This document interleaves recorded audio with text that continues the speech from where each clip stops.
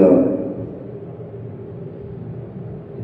الحمد لله الذي فضل سيدنا ونبينا ومولانا محمدا على العالمين وقامه يوم القيامة للمذنبين المخلصين الخطائين العابدين الشقيين وصلى الله تعالى وسلم وبارك عليه وعلى كل من هو محبوب وعلى كل لديه صلاة وقام وتقوم بدوام الملك الحي القيوم واشهد ان لا اله الا الله وحده لا شريك له واشهد ان سيدنا ونبينا ومولانا محمدا عبده ورسوله اما بعد واعوذ بالله من الشيطان الرجيم بسم الله الرحمن الرحيم والسابقون الاولون من المهاجرين والانصار صدق الله مولانا العظيم وصدق رسوله النبي الكريم ونحن على ذلك لمن الشاهدين والشاكرين. معزز سامعین کرام، آئیے سب سے پہلے دستور سنت و جماعت کے مطابق بارگاہ رسالت کے جانب لو لگا کر گنبد خضرا میں آرام فرمانے والے آقا شفیع المذنبین رحمۃ للعالمین جناب پاک احمد مصطفیٰ محمد مصطفیٰ صلی اللہ علیہ وسلم کی بارگاہ حقیقت بنا میں غلامی کا حکم دیتے ہوئے پاور سے بلند ہدیہ درود نچھاور کریں اور پڑھیں اللہم صلی علی سیدنا مولانا محمد وعلی آلہ وصحبہ وبارک وسلم صلاۃ و سلام علیک یا حبیبی یا رسول اللہ صلاۃ و سلام علیک یا نبی اللہ صلی اللہ علیہ وسلم. محترم سامعین کرام، یہ مبارک مقدس مہینہ شعبان المعظم کا مہینہ، اور جس مہینے کے متعلق ہمارے نبی علیہ السلام نے ارشاد فرمایا شعبان شہری، شعبان میرا مہینہ. اس حساب سے اور جس چیز کی نسبت ہمارے آقا علیہ السلام کی ذات بابرکات سے ہو جائے وہ ممتاز ہو جاتی ہے. تو شعبان مہینے کو ہمارے آقا علیہ السلام سے خاص ایک نسبت حاصل ہو گئی ہے، اسی لیے ہمارے نبی نے فرمایا شعبان شہری. اور شعبان مہینے میں شب برات بھی، شب برات کا معنی ہے چھٹکارے والی رات، اور اس رات کی فضیلت قرآن مجید میں بھی اللہ تبارک و تعالیٰ نے بیان کر دی. اور اسی شعبان کے مہینے کے اول دنوں میں ہمارے اور تمہارے امام اعظم ابو حنیفہ علیہ رحمت و رضوان کا اس فانی دنیا سے سفر ہوا. آپ کی وصال کی تاریخ شعبان المعظمہ میں، اور امام اعظم ابو حنیفہ رضی اللہ تعالیٰ عنہ کا نام نعمان، آپ کے والد محترم کا نام ہے ثابت، اور ابو حنیفہ جو ہے وہ آپ کی کنیت. آپ کی پیدائش کی تاریخ میں، ولادت کی تاریخ میں کچھ اختلاف ہے. کسی نے سن ہجری 80 بتایا، کسی نے سن ہجری 70 بتایا، کسی نے سن ہجری 61 بتایا، لیکن زیادہ تر معتبر روایتیں سن ہجری 70 یا سن ہجری 80 ہے. اور امام اعظم ابو حنیفہ علیہ رحمت و رضوان تابعین میں سے، آپ تابعی ہیں کیونکہ آپ نے 8 صحابہ کرام کی زیارت کر، 8 صحابہ کرام سے آپ نے ملاقات فرمائی، اور ان میں سے حضرت انس جو صحابی رسول ہے، خادم مصطفیٰ علیہ السلام ہے، کئی مرتبہ حضرت انس رضی اللہ تعالی عنہ سے آپ نے ملاقات فرمائی. اس حساب سے آپ یقیناً تابعی ہیں، اور تابعین کی فضیلت بھی اللہ تبارک و تعالیٰ نے قرآن مجید میں بیان فرمائی. جو خطبہ کے بعد میں نے تلاوت کرنے کا شرف حاصل کیا، اس آیت کریمہ میں اللہ تبارک و تعالیٰ نے تابعین کی بھی فضیلت بیان فرمائی. اور ہمارے آقا علیہ الصلوۃ والسلام کا بھی ارشاد مبارکہ ہے کہ جس نے مجھے دیکھا، اور جو ہمارے آقا علیہ الصلوۃ والسلام کو ایمان کی حالت میں زیارت کر لیتا ہے وہ صحابی بن جاتا ہے۔ اور صحابی رسول کا مقام اور مرتبہ ایسا عرفہ و اعلیٰ مقام ہے، مرتبہ ہے کہ دنیا کا بڑے سے بڑا غوث، قطب، ابدال، ولی کوئی بھی ہمارے نبی کے ادنا صحابی کے درجے کو نہیں پہنچ سکتا، کیونکہ ان پاک لوگوں نے ہمارے آقا علیہ الصلوۃ والسلام کی ایمان کی حالت میں زیارت کی، اس لیے ان کا مقام تمام غوث، قطب، ابدال، اولیاء کرام سے افضل و اعلیٰ ہو۔ اور ہمارے نبی فرماتے ہیں کہ جس نے مجھے دیکھا اور جس نے مجھے دیکھنے والوں کو دیکھا، یعنی تابعین،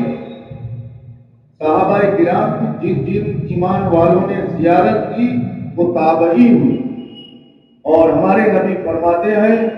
ایسے لوگوں پر اللہ تبارک و تعالیٰ نے جہنم کی آگ کو حرام کر دیا۔ صحابہ کرام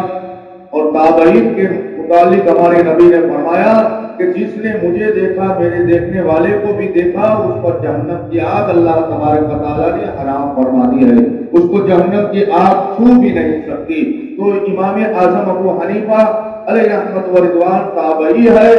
اور صحابہ کرام کی انہوں نے زیارت و ملاقات کی ہے۔ اور امام باقی اور امام جعفر صادق رضی اللہ تعالی عنہ سے آپ نے علم کی باتوں کو سیکھا، دین کا علم سیکھا۔ اسی لیے تو امام اعظم ابو حنیفہ سے کسی نے پوچھا کہ آپ کی عمر شریفہ کتنی ہے، تو آپ نے جواب دیا کہ میری عمر 2 سال تھی۔ دیکھنے والا تعجب میں پڑ گیا کہ کیونکہ آپ 60 سال کے قریب پہنچ گئے ہیں اور آپ بتا رہے ہیں کہ میری عمر 2 سال ہے۔ تو سوال پوچھنے والے سے آپ نے فرمایا کہ تو تعجب جو کر رہا ہے، میں سمجھ گیا کہ تجھے تعجب کیوں ہو رہا ہے کہ میں نے بتایا کہ میری 2 سال کی عمر ہے۔ تو آپ نے اس کا خلاصہ فرمایا کہ میں اپنی ان ساری عمر میں انہی 2 سال کو اپنی زندگی سمجھتا ہوں، عمر سمجھتا ہوں، جو میں نے 2 سال امام جعفر صادق رضی اللہ تعالیٰ عنہ کی صحبت میں گزارے۔ اور آپ فرماتے ہیں کہ اگر ثابت کے بیٹے نعمان کو یہ 2 سال نصیب نہ ہوتے تو میں ہلاک ہو جاتا۔ تو معلوم ہوا کہ امام باقی اور امام جعفر صادق علیہ رحمت و رضوان سے جنہوں نے علم حاصل کیا ہو، ان کے علم کا اندازہ کون لگا سکتا ہے۔ اللہ تبارک و تعالیٰ نے آپ کو ایسا علم عطا فرمایا کہ ہمارے آقا علیہ الصلوۃ والسلام نے حضرت ابو ہریرہ سے روایت ہے کہ فارس میں کچھ لوگ ایسے اللہ تبارک و تعالیٰ پیدا فرمائے گا کہ اگر دین یا ایمان سورہ یا تارے کے قریب بھی پہنچ گیا ہوگا تو فارس کے کچھ لوگ، ایک روایت میں کچھ لوگ ہیں اور ایک روایت میں ایک شخص کا ذکر فرمایا اور اس سے مراد حضرت نعمان بن ثابت رضی اللہ تعالیٰ عنہ ہے، یعنی امام اعظم ابو حنیفہ رضی اللہ تعالیٰ عنہ کی ذات بابرکات مراد ہے کہ وہ سورہ طارق سے بھی ایمان اور دین کو زمین پر لے آئیں گے۔ تو عزیزوں اور دوستو، حضرت نعمان بن ثابت یعنی امام اعظم ابو حنیفہ رضی اللہ تعالیٰ عنہ کو اللہ تبارک و تعالیٰ نے ایسا عقل سلیم بھی عطا فرمائی، ساتھ ساتھ فقہ کا علم بھی عطا فرمایا۔ قرآن و حدیث سے آپ نے فقہ نکال کر کے ہمارے لیے آسانی فرما دی، قرآن و حدیث سے مسائل کو ماخوذ کر کے ہمارے لیے بڑی آسانی پیدا فرما دی۔ اس لیے آپ کو اللہ تبارک و تعالیٰ نے بڑی عقل سے بھی نوازا ہے۔ آپ فرماتے ہیں امام اعظم ابو حنیفہ کہ میں نے ایک مرتبہ ایسا خوفناک اور بھیانک خواب دیکھا جس خواب کو میں بہت ہی خوفناک اور بھیانک سمجھتا تھا، لیکن جب اس کی تعبیر پوچھی گئی تو اس کی تعبیر بہت ہی اچھی معلوم ہوئی۔ آپ فرماتے ہیں کہ ایک مرتبہ میں نے خواب دیکھا کہ میں قبر مصطفیٰ علیہ الصلوۃ والسلام کی مٹی کو اپنے ہاتھ سے بکھیر رہا ہوں، پھیلا رہا ہوں۔ یہ خواب میں نے جب دیکھا تو میں بہت ہی غمزدہ ہو گیا، بہت ہی مجھے دکھ ہوا، خوف ہوا کہ یہ کیسا خواب ہے۔ آخر کار میں نے وہ خواب ایک اللہ والے سے پوچھا۔ جب میں اس کے پاس گیا، خواب میں نے بیان کیا تو انہوں نے بتایا کہ یہ خواب تو تمہارے لیے بہت اچھا ہے، اے نعمان بن ثابت خوش ہو جاؤ کہ تم حدیث مصطفیٰ علیہ السلام ساری دنیا کے اندر پھیلاؤ گے،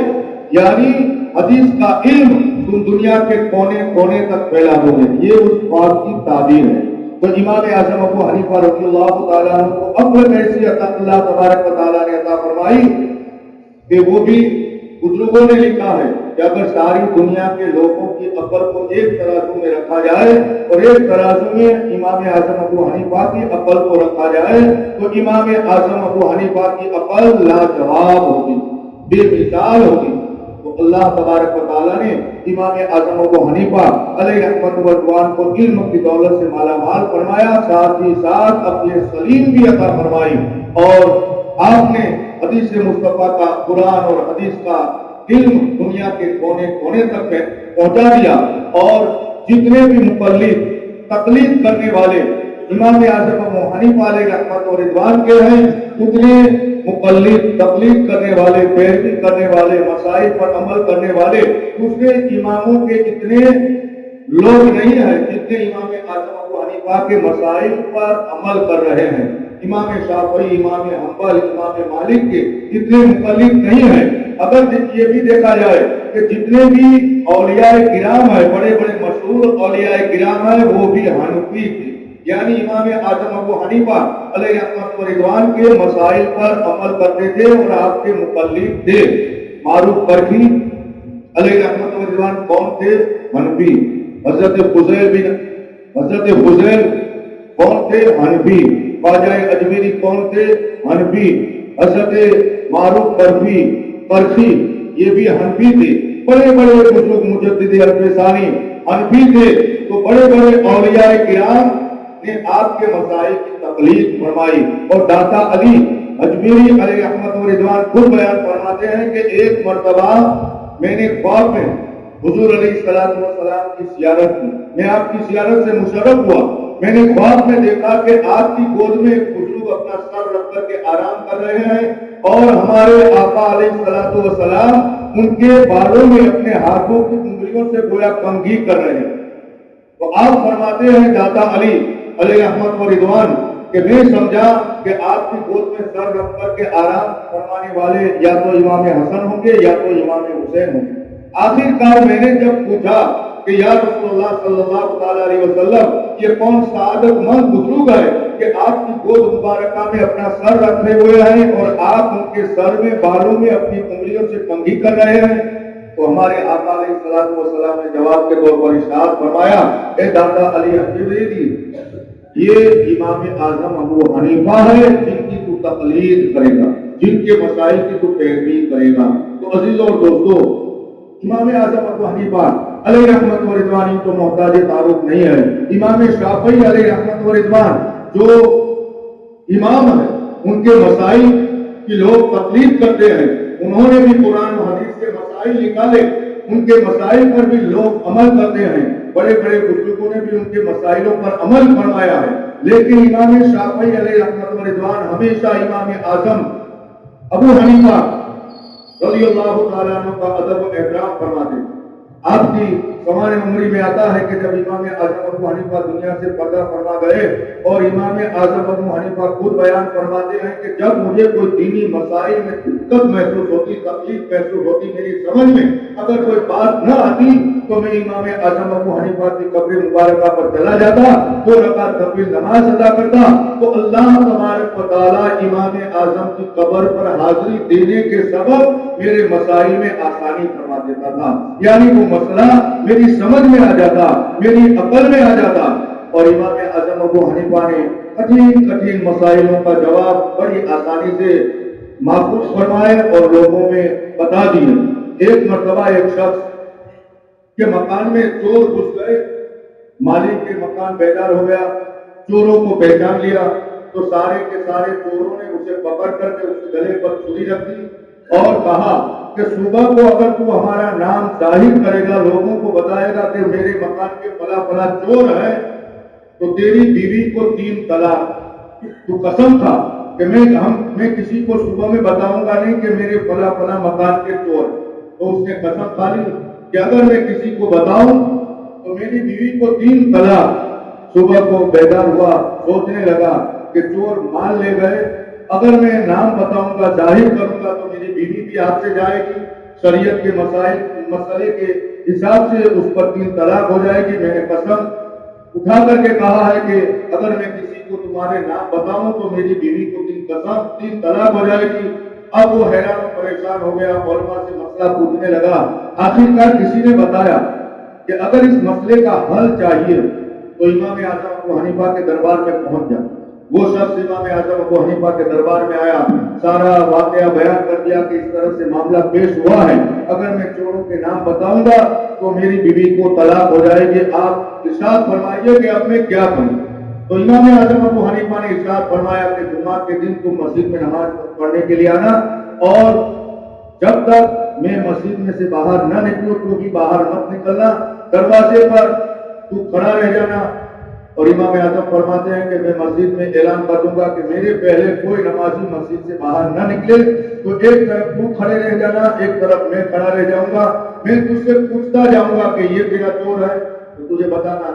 تجھے کہنا کہ نہیں یہ میرا چور نہیں ہے، یہ میرا چور نہیں۔ جتنے بھی لوگ گزرتے جائیں میں پوچھتا جاؤں گا، تجھے بتانا کہ نہیں یہ میرا چور نہیں، یہ میرا چور نہیں۔ جب تیرا حقیقی چور جسے تو پہچانتا ہے، جب میں اس کے بارے میں پوچھوں کہ کیا یہ تیرا چور ہے تو تو زبان مت کھولنا، کوئی جواب نہ دینا، خاموش رہ جانا، چپ رہنا، تو میں سمجھ جاؤں گا کہ یہ تمہارے چور ہے۔ اس طرح سے چور بھی پکڑا جائے گا اور تمہاری بیوی پر طلاق بھی نہیں ہوگی۔ تو عزیز اور دوستو، ایسے کٹھن مسائل امام اعظم ابو حنیفہ علیہ رحمۃ و رضوان نے قرآن و حدیث سے محفوظ فرمائے ہیں، اور اس زمانے میں آپ کے مخالف تھے، آپ کے دشمن تھے۔ جب چاروں طرف آپ کے علم کا چرچا ہونے لگا تو کچھ دشمنوں نے، کچھ مخالفوں نے امام باقر کے دربار میں جا کر کے آپ کے خلاف شکایت کی کہ ایک شخص اجمی ایسا ہے جس کا نام نعمان بن ثابت ہے، جسے لوگ ابو حنیفہ کے نام سے پہچانتے ہیں، وہ قرآن و حدیث کے خلاف اپنی قیاس پر، اپنی عقل سے مسائل محفوظ کرتا ہے، قانون بناتا ہے، اسلامی قانون اور مسائل بناتا ہے، اور تمہارے نانا اور قرآن کے احکام کو تبدیل کر رہا ہے۔ امام باقر علیہ رحمۃ و رضوان سے جب امام اعظم کی حج کے دوران ملاقات ہوئی، آپ نے پوچھا کہ کیا تمہارا ہی نام نعمان ہے؟ تو آپ نے عرض کی کہ ہاں حضرت، میرا ہی نام نعمان ہے، مجھے ابو حنیفہ کے نام سے لوگ پہچانتے ہیں۔ تو امام باقر علیہ رحمۃ و رضوان نے آپ سے پوچھا کہ میں نے تمہارے خلاف سنا ہے کہ تم قرآن و حدیث کے خلاف اپنے قیاس سے، اپنے دماغ سے اس میں فرق کرتے ہو، مسائل نکالتے ہو۔ تو امام اعظم ابو حنیفہ نے عرض کی ادب کے ساتھ کہ حضرت آپ آرام کریں، آپ تشریف رکھیں، میں آپ سے چند باتیں پوچھنا چاہتا ہوں۔ تو امام باقر تشریف فرما ہوئے، آپ ادب کے ساتھ ان کے سامنے بیٹھ گئے۔ امام اعظم نے امام باقر سے پوچھا کہ حضرت آپ بتائیے ساری عبادتوں میں افضل عبادت کون؟ تو امام باقر علیہ رضوان نے فرمایا کہ ساری عبادتوں میں افضل عبادت نماز ہے۔ تو امام اعظم ابو حنیفہ علیہ رحمۃ و رضوان عرض کرتے ہیں، اے امام باقر،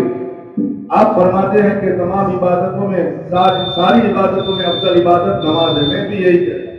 اگر میں قرآن و حدیث کے خلاف اگر کوئی مسئلہ لکھتا تو میں نے قرآن و حدیث کے مطابق ہی مسئلہ لکھا کہ جب عورت ناپاکی کی حالت میں ہوتی ہے تو ان کے لیے نماز معاف۔ میری عقل میں یہ نہیں آتا، اگر میں اپنے قیاس پر اپنی عقل سے مسائل لکھتا تو میں تو